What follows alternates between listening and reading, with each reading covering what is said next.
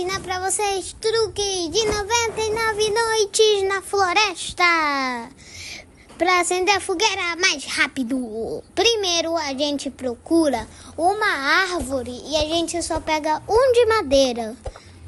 Vamos esperar a árvore ser destruída. Boa! A árvore foi destruída. Agora a gente tem que procurar o nosso carvão inicial. Vamos, achei! Boa! Aí a gente coloca na fogueira. Boa! Consegui! O resto vocês podem deixar na máquina. Aí, deixa o like e se inscreve para mais vídeos.